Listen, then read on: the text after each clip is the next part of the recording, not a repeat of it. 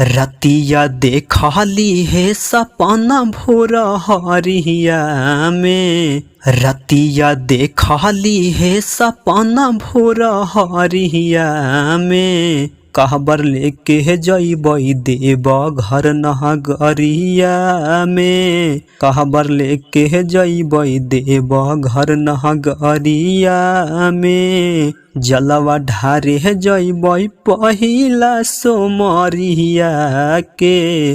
जलवा ढारे जइबै पहिला सोमरिया के। कहबर लेके जइबै देव घर नगरिया में। कहबर लेके जइबै देव घर नगरिया में। मंटू दीवाना बाबा अइलियो तोरा दुआरी जी। जलवा देलियो ढारी जी, सब दुखवा लिहा तुहारी जी। मंटू दीवाना बाबा अइलियो तोरा दुआरी जी। जलवा देलियो ढारी जी, सब दुखवा लिहा तुहारी जी। मन के श्रद्धा पूरा गेलही घुमली बजरिया में। बाबा से दर्शन होई गेलही देवघर नगरिया में। कहबर लेके जइबै देव घर नगरिया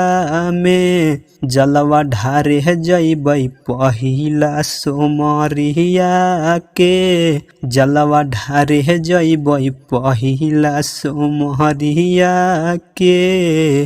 दोस्तों, अगर आप लोग को यह वीडियो पसंद आया होगा तो like, comment, share and subscribe follow करें। धन्यवाद।